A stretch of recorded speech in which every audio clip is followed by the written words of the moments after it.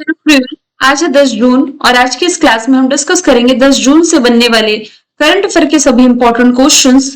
Previous class में हमने देखा था कि हाल ही में फ्रेंच ओपन 2026 में मेन सिंगल का टाइटल जीता है अलेक्जेंडर जेवरेव ने, जबकि फीमेल यानी कि वुमेन सिंगल का टाइटल जीता है मीरा इंड्रिवा ने। वर्ल्ड ओशन डे मनाया जाता है 8 जून को और नॉर्वे शतरंज 2026 का खिताब जीतने वाले पहले भारतीय आर प्रज्ञानंद बने हैं। भारतीय वायुसेना के 51 उप प्रमुख बने हैं आशुतोष दीक्षित। वन्यजीव अपराधों के मैनेजमेंट के लिए हॉक यानी कि हॉस्टाइल इक्विटी वॉच कर्नल नामक भारत का पहला डिजिटल सिस्टम लॉन्च किया केरलम ने। बार्टन अवार्ड 2026 से सम्मानित किए गए पहले कार्टूनिस्ट का नाम हो जाएगा सुभानी शेख। और राष्ट्रीय गवर्नेंस पुरस्कार 2026 में सुवर्ण जीतने वाली पंचायती राज मंत्रालय की डिजिटल पहल है पंचायती एडवांसमेंट इंडेक्स PAI। हाल ही में इंडिया AI मिशन के जो CEO हैं, इसके रूप में कार्यभार संभाला है सौरभ विजय ने। और केरल कृषि विश्वविद्यालय द्वारा हाल ही में जारी की गई KU तेजस्विनी, ये किस फसल की किस्म है? तो ये मिर्च की किस्म हो जाएगी। विश्व पर्यावरण दिवस के मौके पर दिल्ली में नमो ऑक्सीजन पार्क का उद्घाटन किया गया किस अभियान के तहत? एक पेड़ मां के नाम अभियान के तहत। और भारत के 7वें क्षेत्रीय मौसम विज्ञान केंद्र का उद्घाटन किया गया है रिसेंटली जम्मू में। तो सभी क्वेश्चंस हमने देखे प्रीवियस क्लास में। शुरू करते हैं आज का हमारा पहला सवाल। सवाल है, रेडियो कार्बन डेटिंग के जरिए प्रमाणित किया गया भारत का सबसे उम्र दराज जीवित वट वृक्ष, जिनकी उम्र जो है ये 700 प्लस वर्ष है। 700 साल से अधिक पुराना ये जो वृक्ष है वट वृक्ष, ये किस राज्य और उसके किस जिले में स्थित है? तो इसकी पुष्टि रिसेंटली बिहार के मुंगेर जिला में की गई है। ऑप्शन सी राइट आंसर हो जाएगा। तो ये भारत का सबसे उम्रदराज जीवित वृक्ष माना गया है। बिहार राज्य वन विभाग ने इसे हेरिटेज ट्री का दर्जा देने की प्रक्रिया शुरू कर दी है। बिहार का डिस्कशन है। राजधानी पटना, मुख्यमंत्री सम्राट चौधरी, राज्यपाल सैयद अता हसनैन है। चर्चे में रहा विक्रमशिला सेतु जो टूटा, ये बिहार में भागलपुर में गंगा नदी पर बना था। इस वर्ष जो बिहार दिवस मनाया गया, इसकी थीम थी उन्नत बिहार उज्जवल बिहार। फरवरी 2026 में बिहार को नक्सल मुक्त घोषित किया गया। दुनिया का सबसे बड़ा एकाश्म शिवलिंग यहाँ बना। कैमूर वन्य जीव अभ्यारण्य को बिहार का दूसरा टाइगर रिजर्व बनाया गया। प्रत्यमृत बने बिहार के मुख्य सचिव। प्रेम कुमार है बिहार के स्पीकर। और बख्तियार राजगीर तिलैया रेलवे लाइन जो 104 किलोमीटर है, इसके दोहरीकरण को मंजूरी मिल चुकी है। मरियम फातिमा राज्य की पहली महिला फिडे मास्टर बनी है। और बिहार में कोसी मेची अंतरराज्यीय नदी संपर्क परियोजना के पहले चरण की आधारशिला रखी है प्राइम मिनिस्टर नरेंद्र मोदी ने। इसे अररिया, पूर्णिया, किशनगंज, कटिहार को लाभ होगा। ये आपके BPSC का क्वेश्चन बना है। प्रधानमंत्री नरेंद्र मोदी जी ने पूर्णिया में 10 करोड़ की सेक्स ऑफर सीमन सुविधा का उद्घाटन किया। खेलो इंडिया यूथ गेम्स में बिहार 15वें स्थान पर था। टॉप पर महाराष्ट्र। आयोजन बिहार में ही किया गया था। देश में पहले डिजिटल वोटिंग की सुविधा बिहार ने शुरू करी। तांबे से बना बापू टावर पटना में। दरभंगा एम्स की आधारशिला प्राइम मिनिस्टर नरेंद्र मोदी जी ने रखी। और जाति आधारित जनगणना शुरू करने वाला ये देश का पहला राज्य हो जाएगा। इसके अलावा लखनऊ उत्तर प्रदेश, ये देश की पहली AI सिटी बनने जा रही है। वारंगल ये तेलंगाना में है। तो देखिए, टेक्सटाइल इंडस्ट्री से रिलेट करते हुए प्रधानमंत्री मित्र योजना आप लोगों ने जरूर पढ़ी होगी। तो तेलंगाना के वारंगल में भारत का पूरी तरीके से चालू प्रधानमंत्री मित्र पार्क का उद्घाटन वारंगल तेलंगाना में किया गया। और यूनेस्को द्वारा सिटी ऑफ म्यूजिक के रूप में, भारत के पहले संगीत शहर के रूप में ग्वालियर को मान्यता दी गई थी। सवाल नंबर दूसरा है, मैंगो मैजिक फेस्टिवल का दूसरा एडिशन किस देश में आयोजित किया गया? रिसेंटली ये अमेरिका में आयोजित किया गया है। Option A. अमेरिकी बाजार में भारतीय आमों को बढ़ावा देने के लिए अमेरिका के सिएटल में मैंगो मैजिक फेस्टिवल का दूसरा एडिशन आयोजित किया गया। इस टेस्टिंग इवेंट में 100 से ज्यादा इंपोर्टर्स और कॉस्टको होलसेल जैसे बड़े रिटेलर्स के प्रतिनिधियों ने पार्टिसिपेट किया है। और इससे भारतीय आम की 7 प्रीमियम किस्में दिखाई गई हैं। मतलब इसमें ये जो इवेंट रहा है, भारतीय आम की 7 प्रीमियम किस्में इसमें दिखाई गई, जिसमें कि अल्फांसो आम, केसर, बंगनपल्ली, हिमायत, लंगड़ा आम, दशहरी और राजपुरा शामिल हैं। और ये पहल सिएटल में भारत के जो कॉन्सुलेट जनरल है इनके द्वारा की गई। अच्छा, मैंगो फेस्टिवल तो ठीक है, लेकिन रिसेंट डेज में आपने पढ़ा होगा कि भारत के जो मैंगो है इस पर बैन लगाने वाला पहला देश जापान। क्वालिटी इशू का हवाला देते हुए जापान ने सबसे पहली बात तो भारत के ये जो आम है इसके इंपोर्ट पर प्रतिबंध लगाया, और रिसेंट में आप सुन रहे हैं कि नेपाल ने भी भारतीय आमों को एक्सेप्ट करने से मना कर दिया है। तो भाई कहीं तो भारत सरकार इसके लिए एक्शन लेगी। भारतीय बाजारों में ज्यादा से ज्यादा ये प्रमोट किया जा रहा है कि गर्मियों का सीजन आ गया, ज्यादा से ज्यादा आम खाए जाएं, और आपको बाजारों में भर भर के आम दिख भी रहे होंगे। तो ये भारत के लिए अच्छी न्यूज तो नहीं है। सवाल तीसरा है, भारत ने सैफ यानी कि साउथ एशियन फुटबॉल फेडरेशन, तो सैफ महिला चैंपियनशिप 2026 का खिताब किस देश को हरा करके जीता है? तो ये जीत लिया है बांग्लादेश को हरा करके। ऑप्शन बी राइट आंसर हो जाएगा। तो भारत ने सैफ महिला चैंपियनशिप 2026 में जीत हासिल करी है बांग्लादेश को हरा करके। ये जो जीत है 2019 के बाद भारत का पहला सैफ महिला चैंपियनशिप का खिताब है। ये tournament south Asian football federation द्वारा यानी कि सैफ द्वारा दक्षिण एशिया की महिला राष्ट्रीय फुटबॉल टीमों के लिए आयोजित किया जाता है। अच्छा, ये जो टर्म लिखा हुआ है सैफ, जिसकी फुल फॉर्म मैंने आप लोगों को बताई, पूछा जाए इसका फॉर्मेशन ईयर तो ये 1997 है। पूछा जाए इसका हेडक्वार्टर तो ये हो जाएगा बांग्लादेश के ढाका में, और इसके प्रेसिडेंट वर्तमान में हो जाएंगे काजी सलाहुद्दीन। अगले सवाल की तरफ चलते हैं। ई गवर्नेंस 2026 के लिए राष्ट्रीय पुरस्कारों में किस डिजिटल उपभोक्ता शिकायत निवारण प्लेटफॉर्म ने सिल्वर अवार्ड जीता है? आंसर इसका ई जागृति हो जाएगा। अभी ई जागृति है क्या? तो ये भारत का एआई सक्षम यानी कि एआई इनेबल एक डिजिटल प्लेटफॉर्म है, जिससे उपभोक्ता विवादों का तुरंत ही और ट्रांसपेरेंसी सोल्यूशन इसके लिए शुरू किया गया है। इसका जो मेन पर्पस है ना, ये उपभोक्ता को घर बैठे ऑनलाइन शिकायत दर्ज करने के लिए, शुल्क का भुगतान करने के लिए, साथ ही वर्चुअल अदालत में शामिल होने की अनुमति दे देता है, जिसे रिसेंटली सिल्वर अवार्ड मिला है। तो ई जागृति को ये अवार्ड कैटेगरी 1 यानी कि डिजिटल ट्रांसफॉर्मेशन के लिए टेक्नोलॉजी का इस्तेमाल करके सरकारी प्रक्रियाओं में सुधार लाने के तहत मिला है। इस प्लेटफॉर्म के जरिए 2.29 लाख से ज्यादा उपभोक्ता मामले दर्ज किए गए हैं, और मामले के निपटारे की दर लगभग 90.75%, यदि 100% मामले आए जिसमें कि 90 का निवारण किया गया है, ये आप समझिए। निम्न में से किसे हाल ही में साउथ कोरिया का नया प्रधानमंत्री नियुक्त किया गया है? तो आंसर इसका हो जाएगा ली जे म्यूंग, जिनकी इमेज आप देख पा रहे हैं।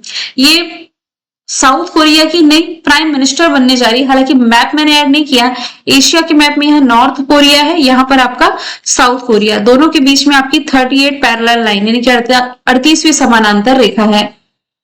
रिसेंट अपॉइंटेड प्राइम मिनिस्टर पे यदि हम डिस्कशन करें तो डेनमार्क के prime minister Mette Frederiksen, Slovenia के जेनिस जानसा, सेनेगल के अहमदो अल अमीनोलो, इराक के अलिफ अली कादिम, हंगरी के पीटर मेग्यार, नेपाल के बालिन शाह, यमन की साया जिंदानी, जापान के साने ताकाइची, थाईलैंड के अनुतिन चारना विराकुल, लिथुआनिया के इंगा रोइंगन, यूक्रेन के यूलिया स्वीरेडेंको, यूके के कीर स्टारमर, भूटान के शेरिंग तोपके, पाकिस्तान के शाहबाज शरीफ, रशिया के मिखाइल मिशुस्टिन, इटली की जॉर्जिया मेलेनी, इजराइल के बेंजामिन नेतन्याहू, श्रीलंका की हरनी अमर सूर्या, मॉरिशस के नवीन राम गुलाम, ट्यूनीशिया के सारा जाफरानी, एस्टोनिया के Kristen Michel.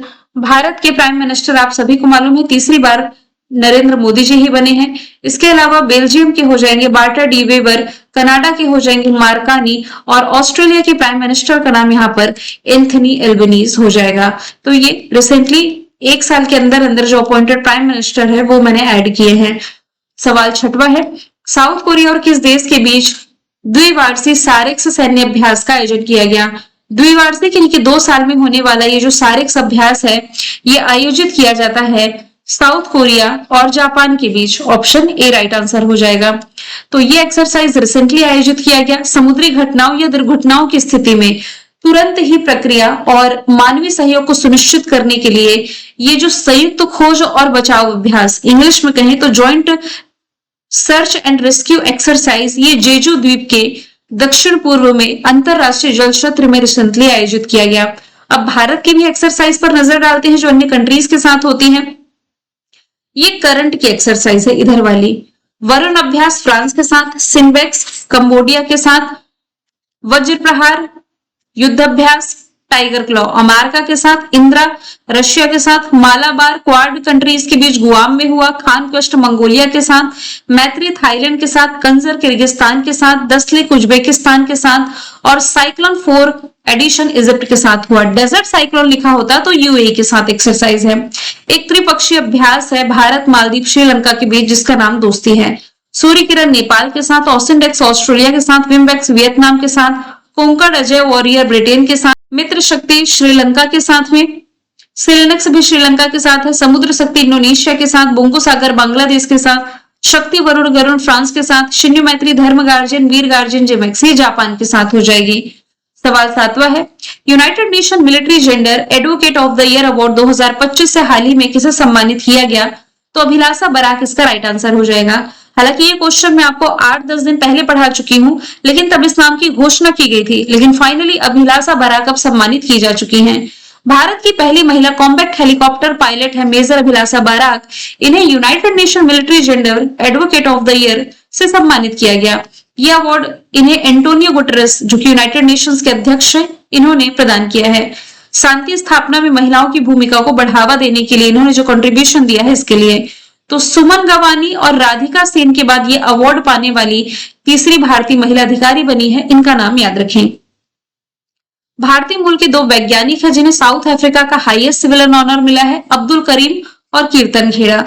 University innovator award Shekhar Suman को। International Booker prize Taiwan travelogue के लिए मिला है यांग शुआंग जी को। UNESCO Guillermo Cano press freedom award मिला है सुडानी पत्रकार सिंडिकेट को। सुपर्णा शर्मा के साथ आनंद आरके को पुलित्जर प्राइज मिला। Business reformer of the year Chandrababu Naidu को। अतनु नाथ को breakthrough prize in fundamental physics. Surjyotsna Sangeet award मिला है सुमित्रा गुहा और लक्ष्मण कृष्णराव पंडित को। Global green icon award Joganpalli Santosh Kumar. WWF national award मिला अलीम यूसुफ को। MS Swaminathan award Srinivas Rao. Harvard South Asian person of the year Sayani Gupta. Lata Dinanath Mangeshkar award Kailash Satyarthi. Kalinga institute of social science ने नीता अंबानी को सम्मानित किया। चेतक स्क्रीन अवार्ड में बेस्ट डायरेक्टर का अवार्ड जीता धुरंधर मूवी के डायरेक्टर आदित्य धर ने। NBCC अवार्ड मिला है Mother Mary comes to me के लिए अरुंधति रॉय ने। एबल प्राइज गेल फाल्टिंग्स को। ग्रैंड प्राइज जुपल्ली कृष्णा राव को। ज्ञानपीठ अवार्ड वैरामथु। स्टॉकहोम जल पुरस्कार काव्य मदानी। सरस्वती सम्मान राम कुमार मुखोपाध्याय और संगीता कलंधी सम्मान मिला जयंती कुमारेश को। सवाल 8वां है, वर्ल्ड रेसलिंग चैंपियनशिप 2026 किस देश में आयोजित की गई जिसमें भारत की नेहा सांगवान ने जीता है गोल्ड मेडल? तो रिसेंटली इसका आयोजन मंगोलिया में किया गया था जिसमें भारत की जो नेहा सांगवान है इन्होंने मंगोलिया की उलान बटार में आयोजित उलान बटार ओपन 2026 कुश्ती टूर्नामेंट में महिलाओं के 59 किलोग्राम भार कैटेगरी में गोल्ड मेडल जीता है। मंगोलिया में आयोजित ये जो प्रतिष्ठित रैंकिंग सीरीज टूर्नामेंट रहा इसमें नेहा ने उत्तर कोरिया की प्योल हांग को हरा करके ये उपलब्धि हासिल करी है। सवाल 9वां है, निम्नलिखित में से किसने हाल ही में अपने संस्मरण द सेकेंड ऑर्बिट नामक किताब की घोषणा करी है? शुभांशु शुक्ला का नाम लास्ट ईयर काफी ज्यादा चर्चे में था। तो ये जो शुभांशु शुक्ला है अंतरिक्ष यात्री, ये अपना संस्मरण लॉन्च करने जा रहे हैं जिसका टाइटल होगा द सेकेंड ऑर्बिट। किताब का पूरा नाम होगा the second orbit belief of a man dreams of 1.4 billion arts. इस किताब को पेंगुइन रैंडम हाउस इंडिया द्वारा पब्लिश किया जाएगा। अभी लॉन्च किया नहीं गया है, ये अभी लॉन्च करने की केवल घोषणा किए हैं। खैर किताबों का डिस्कशन आया है तो लाइब्रेरी मैन ऑफ इंडिया किताब है PP सत्यन की। ताइवान ट्रायोलॉग है यांग स्वांग जी की। फ्लैश है डेविड जेले की। The loneliness of Sonia and Sunny है किरण देसाई की। My idea of nations first है उदय माहुरकर की। डिफरेंट बट नो लेस है अनुपम खेर की। हिंदी भाषा के लिए साहित्य अकादमी जीता ममता कालिया ने। जीते जी इलाहाबाद के लिए। टाइट्स ऑफ टाइम है सुधा मूर्ति की। आई एम जॉर्जिया मिलनी की। Mother Mary comes to me Arundhati Roy की। Tomb of sand Geetanjali Shree. Time shelter Georgi Gospodinov. Kairos है जेनियर पेनबेक की। हार्ट लैंप है बानू मुस्ताक की जो कि 2025 के इंटरनेशनल बुकर पुरस्कार विजेता है। 12th फेल अनुराग पाठक की किताब है। अगला सवाल है, नवनिर्मित सबरीसम भवन के उद्घाटन के लिए चर्चे में रहा जो अयप्पा मंदिर है ये कहाँ स्थित है? तो ये स्थित है राजधानी दिल्ली में। ऑप्शन डी राइट आंसर है। ये मंदिर आर के पुरम सेक्टर 2 में बना हुआ है, जहां हाल ही में केंद्रीय मंत्री अमित शाह ने इस नए भवन का उद्घाटन किया है। अब दिल्ली में स्थित है। दिल्ली की जो मुख्यमंत्री हैं ये हो जाएंगी रेखा गुप्ता, जो कि भारतीय जनता पार्टी से संबंधित हैं। यहाँ पर कैच द रेन अभियान के तहत आधिकारिक जल शुभंकर नीरा का अनावरण किया गया था। देश की पहली हाइड्रोजन संचालित शटल बस दिल्ली में सेंट्रल विस्टा क्षेत्र में शुरू की गई। 11वीं क्वाड विदेश मंत्रियों की बैठक का आयोजन दिल्ली के हैदराबाद हाउस में आयोजित किया गया। मई के महीने में खरीफ फसल के लिए जो खरीफ अभियान 2026 रहा है, इसका आयोजन किया गया। अमेरिका में भारत के पूर्व राजदूत तरनजीत सिंधु को दिल्ली को उपराज्यपाल बनाया गया। राजीव वर्मा दिल्ली के मुख्य सचिव बने। सेमिकॉन इंडिया लास्ट ईयर का दिल्ली ने होस्ट किया, जिसमें कि केंद्रीय मंत्री अश्विनी वैष्णव ने प्राइम मिनिस्टर नरेंद्र मोदी जी को देश की पहली स्वदेशी चिप सौंपी, जिसका नाम विक्रम था। वर्ल्ड बैडमिंटन चैंपियनशिप इस साल यही होगी। दिल्ली पुलिस के आयुक्त सतीश गोलचा है। दिल्ली विधानसभा भारत की ऐसी पहली विधानसभा है जो पूरी तरीके से सोलर एनर्जी से संचालित है। प्रधानमंत्री नरेंद्र मोदी जी ने सेंट्रल विस्टा प्रोजेक्ट के तहत बनने वाले कर्तव्य भवन का उद्घाटन किया। एयर पोल्यूशन से निपटने के लिए क्लाउड सीडिंग को मंजूरी दी गई और देश का पहला ई वेस्ट इको पार्क भी आप यहीं पढ़ेंगे। निम्नलिखित में से किस स्थान पर कलिंगा साहित्य महोत्सव का चौथा एडिशन आयोजित किया गया? रिसेंटली आयोजित किया गया नेपाल में। नेपाल में कहां पर? इसकी कैपिटल काठमांडू में। कलिंगा साहित्य महोत्सव का ये चौथा एडिशन है। नेपाल के ललितपुर शहर में होटल हिमालय पर आयोजित किया गया। 6 और 7 जून को संपन्न हुआ, जिसकी थीम रही है सीमाओं से परे बदलते विश्व में दक्षिण एशियाई साहित्य, यानी कि beyond border south Asian literature in a changing world. अब ये जो काठमांडू कलिंगा साहित्य महोत्सव है ना, जिसे अक्सर कलिंगा महोत्सव के रूप में जाना जाता है, ये भारत और नेपाल के बीच एक प्रसिद्ध सांस्कृतिक और साहित्यिक कार्यक्रम है। इसे ओडिशा जो भारत में है यहाँ स्थापित किया गया और ये 2022 से नेपाल में भी आयोजित किया जा रहा है। ठीक है। सवाल 12वां है, नॉर्वे शतरंज 2026 का खिताब ये किस महिला ग्रैंड मास्टर ने जीता है? तो आंसर इसका हो जाएगा बिबिसारा असाउबायेवा। ऑप्शन ए इसका राइट आंसर हो जाएगा। तो महिलाओं में कजाकिस्तान की बिबिसारा असाउबायेवा ने 16.5 के स्कोर के साथ ये विजेता रही हैं और दूसरे स्थान पर इसमें चाइना की जू जिनेर रही हैं। यूक्रेन की अन्ना मुजीचुक ये 15 पॉइंट के साथ तीसरे स्थान पर रही। भारत की जो ग्रैंड मास्टर है दिव्या देशमुख इसमें 5वें स्थान पर, जबकि भारत की ही जो कोनेरू हम्पी हैं ये इसमें 6वें स्थान पर रही है। अच्छा, ये जो नॉर्वे चेस टूर्नामेंट है ये है क्या? तो ये हर साल होने वाले दुनिया के सबसे प्रतिष्ठित और रोमांचक चेस टूर्नामेंटों में से एक है। अब यहाँ पर चेस का डिस्कशन है तो एक इंपॉर्टेंट ऑर्गेनाइजेशन हम देखेंगे, फिडे इंटरनेशनल चेस फेडरेशन। 1924 इसका फॉर्मेशन ईयर है। लॉजन स्विट्जरलैंड में हेडक्वार्टर है और अर्काडी डोकोरविच इसके हेड हो जाएंगे। हालांकि डिप्टी हेड इसके विश्वनाथन आनंद है, जो कि देश के पहले ग्रैंड मास्टर भी रहे हैं। मैंने कल आपसे पूछा था यूनाइटेड नेशन सिक्योरिटी काउंसिल में पहली बार अस्थायी सदस्य कौन चुना गया? किर्गिस्तान इसका राइट आंसर था। आज का सवाल है वर्ल्ड एनवायरनमेंट डे 2026 जो 5 जून को मनाया गया, इसका मेजबान देश कौन रहा? आंसर इसका जो भी है कमेंट बॉक्स में बताएं। फिर हम मिलेंगे नेक्स्ट क्लास में। Thank you so much.